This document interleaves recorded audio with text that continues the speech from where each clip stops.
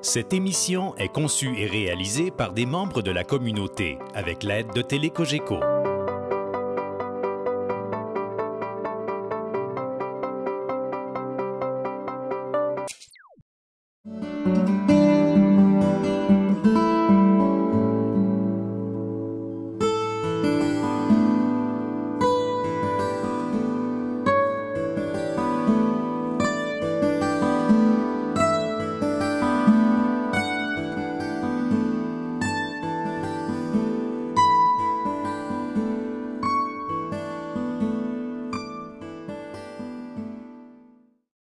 La ville de Gagnon est une ancienne ville minière située à 300 km au nord de Baie-Comeau, sur les bords du lac Barbel. Elle a été construite en 1960 pour les besoins de la compagnie Québec-Cartier qui exploitait une mine de fer au lac Janine. La ville comptait près de 4000 habitants au début des années 80 pour finalement disparaître complètement suite à la crise du fer de 1982. En 1985, les maisons, institutions et bâtiments de toutes sortes furent démolis. Mais ce qui n'a pas été détruit est l'appartenance des gens ayant résidé à Gagnon. Des retrouvailles sont organisées périodiquement partout au Québec pour permettre aux anciens Gagnonvillois et Gagnonvilloises de se retrouver et d'échanger des souvenirs, mais surtout de ne pas oublier.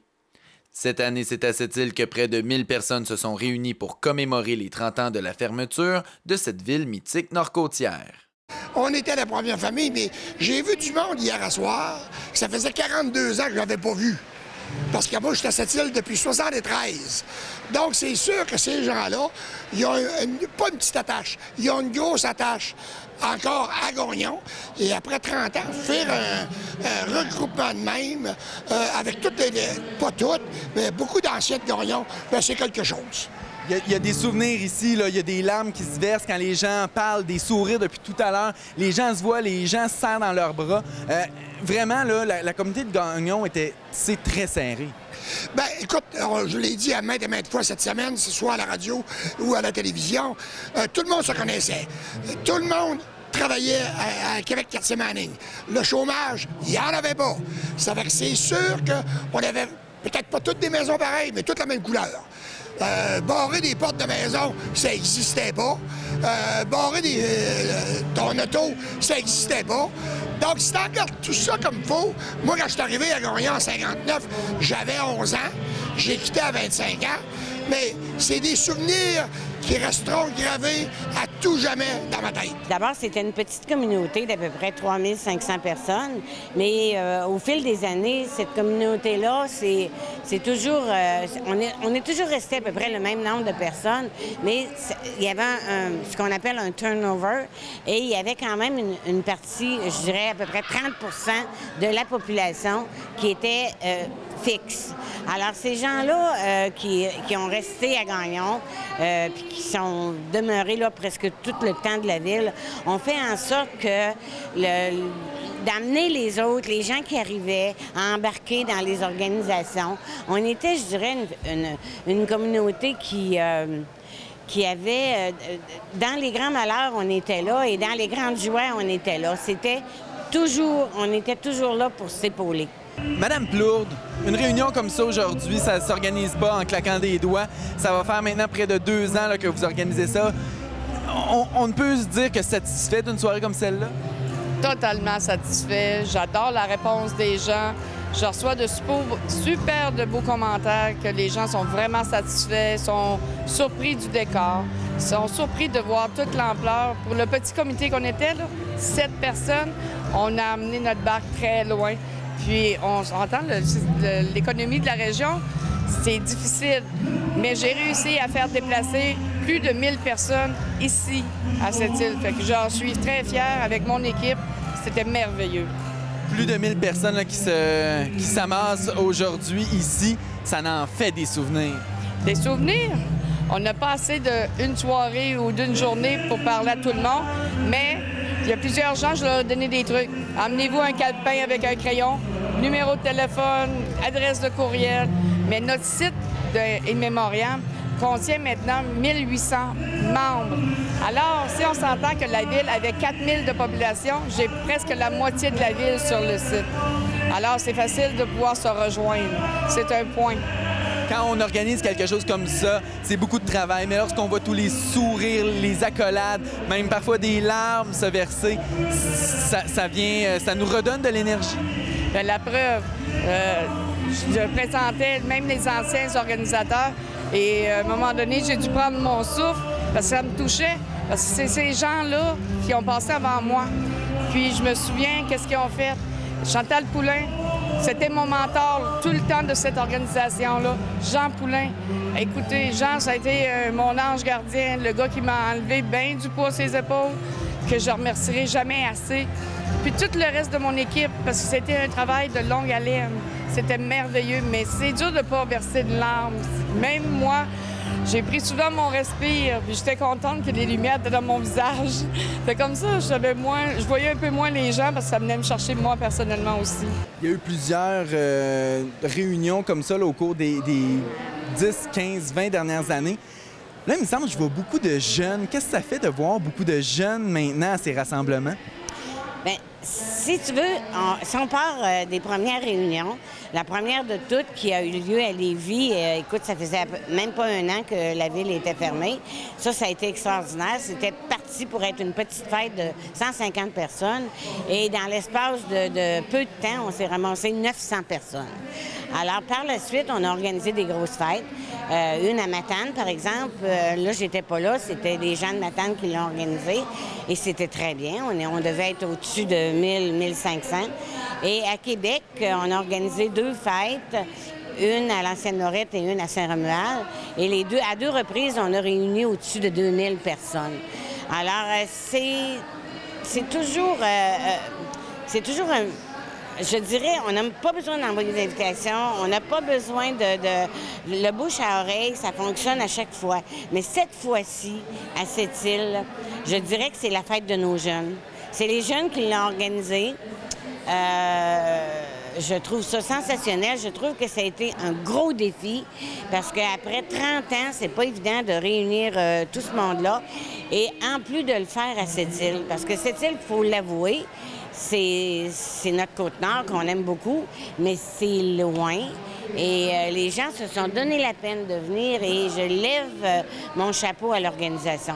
C'était la fête des jeunes cette fois-ci. Monsieur Gaudreault, Steven Gaudreault, vous êtes ce qu'on appelle des jeunes de Gagnon, donc vous êtes nés là, vous avez grandi là. Un souvenir là, comme ça, quand on vous parle de Gagnon, c'est quoi la première chose qui vous vient en tête? Moi, c'est la générosité des gens, la facilité des gens, le rapprochement des gens. Tout était facile chez nous. L'entraide était facile chez nous. Chez nous, on ne barrait pas nos portes. Tu pouvais aller aider les gars, tu cognais la porte, les gens t'aidaient. C'était ça, Gagnon. Gagnon, c'était grandiose. C'est difficile à décrire parce qu'il n'y a pas beaucoup de monde qui peut vivre ça. Moi, je connais beaucoup, puis je connais autant les filles que les hommes, les personnes âgées comme les jeunes. J'ai fait des camps de jeunes en l'OTJ, l'organisation de terrain de jeu. Puis j'ai fait des cours de danse, j'ai enseigné le curling, j'ai joué au hockey, j'ai joué au basketball, j'ai fait plein de choses. Puis ça coûtait rien. Le Nord, c'était dispendieux, mais les loisirs ne coûtaient rien. On ne vit jamais ça ailleurs. Maintenant, je réside à Longueuil, sur la rive-sud de Montréal, puis c'est pas pareil. En ville, il faut toujours que tu sortes les sous de tes poches. À Gagnon, ça coûtait rien. Jouer au hockey, ça coûtait 5 $. Tu avais l'équipement, tu fournissais avec les choses personnelles comme le jackstrap, les casses. Le curling, ça coûtait pas grand-chose, 5 $. Tu allais en tournoi, tout était payé. Puis toutes les activités ne coûtaient rien. La piscine ne coûtait rien. Jouer au softball l'été, ça coûtait rien. Fait qu'à Gagnon, tu avais le choix entre un chasseur et un pêcheur ou des loisirs tels que le hockey, le curling, le patinage artistique. Il y avait toutes sortes de choses. Fait, si quelqu'un qui voulait ne s'ennuyait jamais.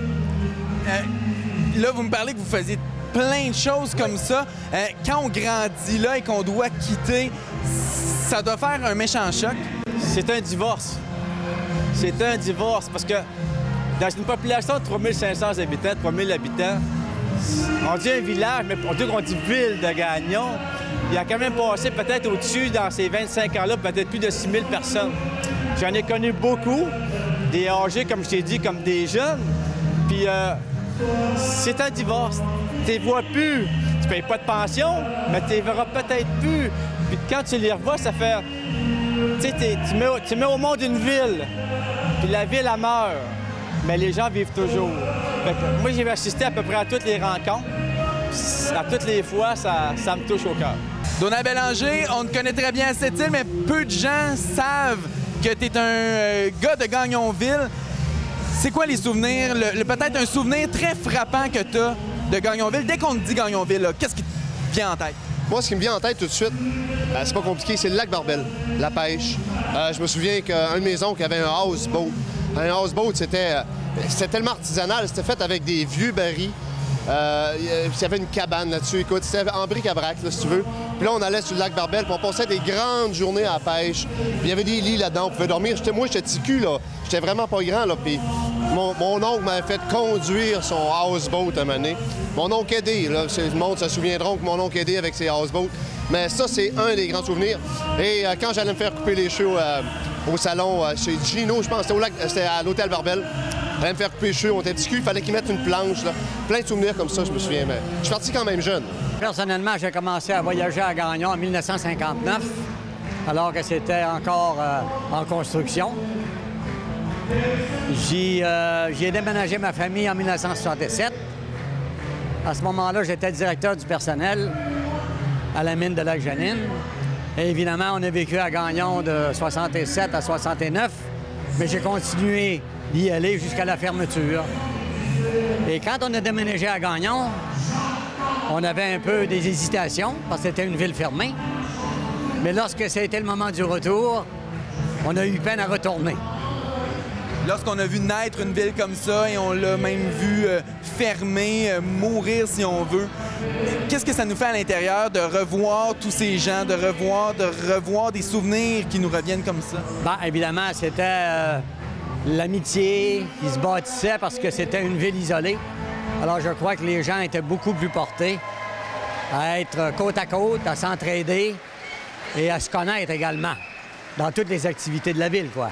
Non pas le travail, mais aussi les activités à la ville même.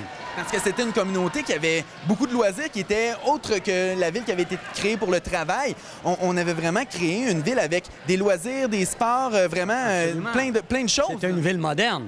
En 1959, 60, 61, on y avait bâti un centre sportif, une aréna, une piscine, il y avait un curling, on jouait à la balle l'été, alors c'était absolument formidable. Quand on parle de Gagnon, quel est le premier souvenir qui vous vient en tête? Ah, la sécurité.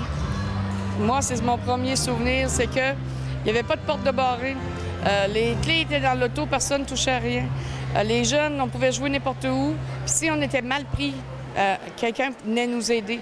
Il y a une madame qui me contait une anecdote que moi, j'avais oubliée.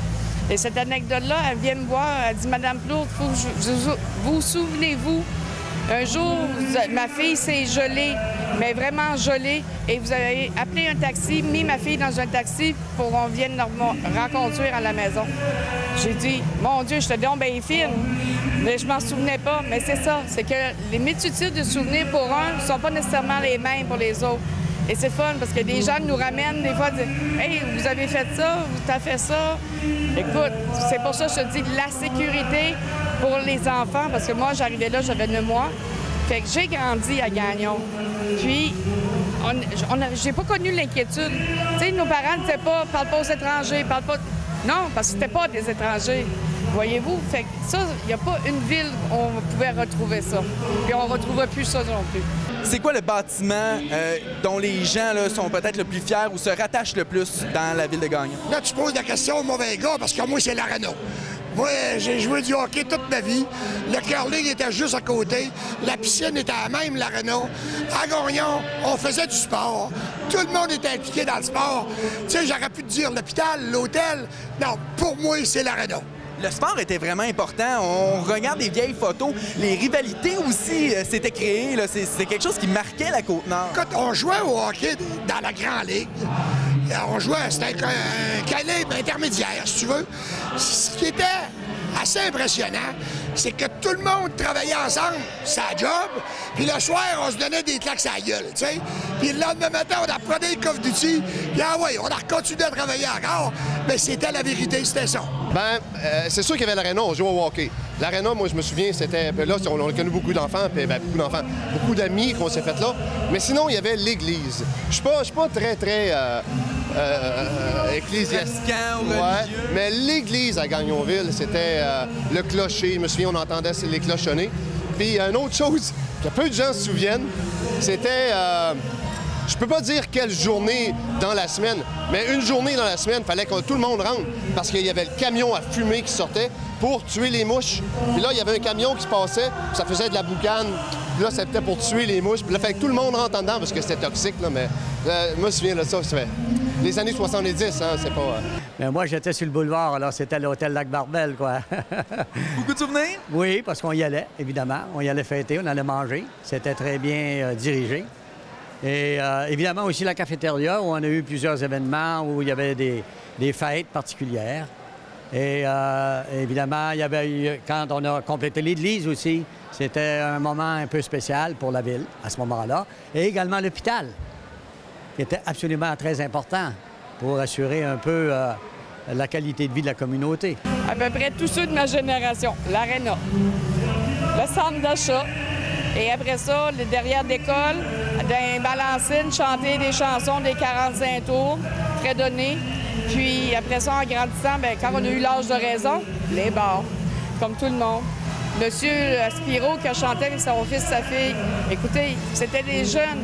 On allait au chalet des Bouleaux, il y avait du skidoo, des courses de motoneige. C'était familial. Puis en plus, on avait eux. C'était pas parfait, mais c'était parfait pour nous autres. J'imagine que si les gens écoutent ça, ils vont dire, elle va dire le club de curling. Parce que moi, c'était mon bébé, ça a toujours été mon dada. Et le curling, j'ai été bénévole là beaucoup. Je me suis amusée comme une folle pendant 25 ans, parce que j'ai vécu à Gagnon pendant 25 ans. On est arrivé la deuxième famille et j'ai quitté, on a fermé les lumières après 25 ans. Alors, l'endroit où je me suis le plus amusée, c'est le club de curling Barbel. On voit beaucoup de très jeunes aujourd'hui ici, des jeunes enfants qui n'auront jamais mis les pieds à Gagnon, mais qui vont être remplis de souvenirs de la journée d'aujourd'hui, de ce que les gens vont leur avoir raconté. Est-ce que vous pensez que le message de Gagnon, les souvenirs de la ville de Gagnon vont se transmettre avec ces jeunes enfants-là? J'aimerais dire oui, mais c'est difficile à expliquer parce que c'est pas tangible. Ce qui peut faire aider les gens, les parents, c'est des photos, les relations qu'ils vont peut-être pouvoir toujours vivre au travers des coups de téléphone, Internet, le site Internet des gens de Gagnon. Mais je ne penserais pas qu'ils vont comprendre qu'est-ce que c'était Gagnon. Il faut le vivre, il faut vraiment le vivre. Même à la ville, à côté de chez nous, ça s'appelait Fermont. Des gens de Gagnon sont allés vivre à Fermont. C'est une ville nordique. Les gens à qui j'ai parlé m'ont dit que Fermont, c'est pas Gagnon. Fait que, non, je ne croirais pas que les jeunes puissent comprendre ce que c'était Gagnon. Parmi ceux qui sont ici ce soir, il y en a beaucoup qui ont déménagé à Fermont, comme moi. Et là, on se rend compte aujourd'hui. Je suis quand même parti de Gagnon en 84, mais je revois ces gens-là. Beaucoup de gens se souviennent de mes parents, de mes grands-parents, etc. Puis là, m'en parlent. Ah oui, je me souviens. Mais là, c'est une très, très, très, très belle rencontre. Ici, c'était la 1, notre rue principale, où s'alignait le long du lac Barbel, la cafétéria, le centre d'achat, les divers commerces, l'aréna, le club de curling, l'hôtel de ville, l'hôtel, l'hôpital, le manoir quartier, puis vers le nord, au lac Janis, l'aéroport. Là-haut, les écoles, les églises et les montagnes. Gagnon était une jolie petite ville minière de 4000 habitants, conçue et aménagée par la Société minière Québec-Cartier pour y loger les travailleurs de la mine du lac Janine, puis de celle de Fire Lake. Ici ont vécu de 1959 à 1985 de nombreuses personnes venues de toutes les régions du Québec et d'ailleurs pour s'installer et se faire une nouvelle vie en pays neuf. Un jour, l'activité minière cessa. La ville fut fermée et les maisons et les infrastructures démolies et recouvertes de terre. Et la communauté de Gagnon fut dispersée. Aujourd'hui, la ville de Gagnon n'existe plus. Mais ce qui n'a pas été détruit, ce sont les liens qui unissaient les habitants les uns aux autres et la voix d'un peuple ayant pris racine dans le nord québécois. Vous qui passez par là, fermez les yeux et imaginez nos belles maisons nichées dans les collines devant vous. Peut-être y verrez-vous mon école, mes amis, nos cabanes dans les bois, nos rues si vivantes, les lieux de notre enfance auxquels nous avons pu accès. Écoutez et revenez vite me dire que tout cela a vraiment existé.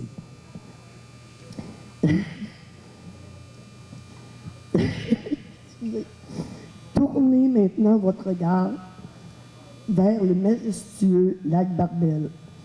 Entendez-vous battre le cœur de notre communauté, toujours debout, les gens de Gagnon. Ceci va se retrouver sur la plaque que je suis heureuse de vous offrir, qui va être installée l'été prochain sur le terrain de l'hôtel Lac Barbel.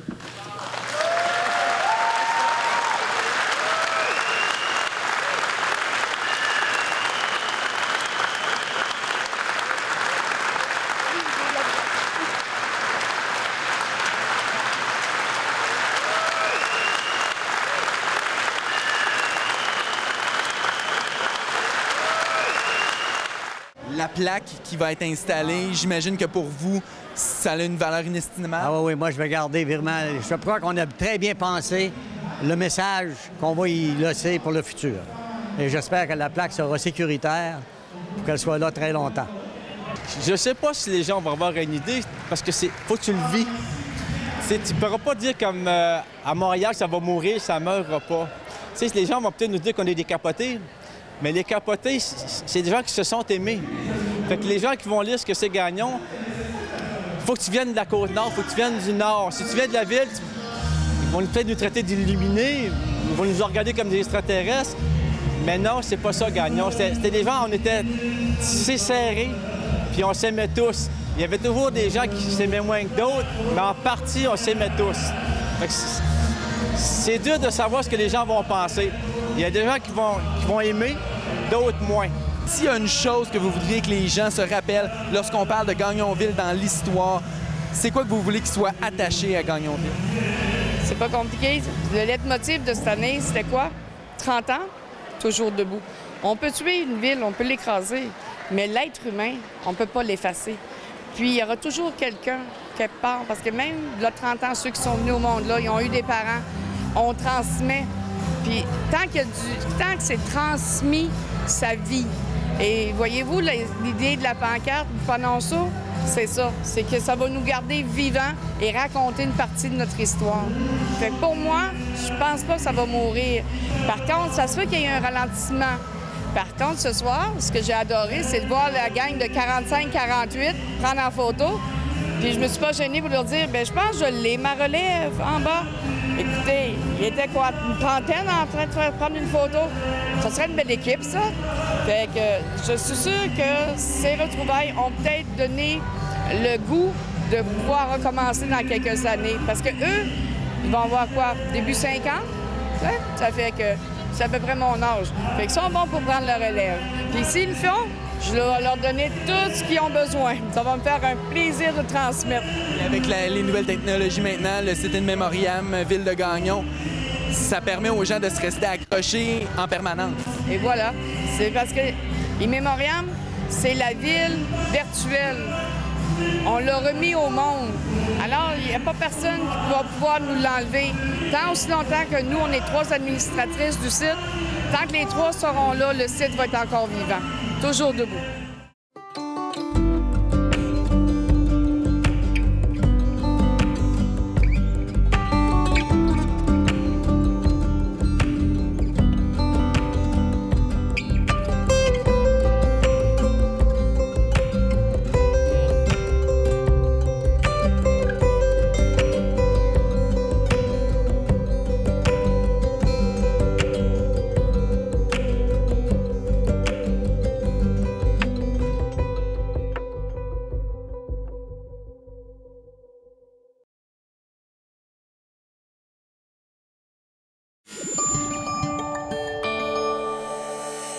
Télécogeco, un service exclusif aux clients de Cogeco.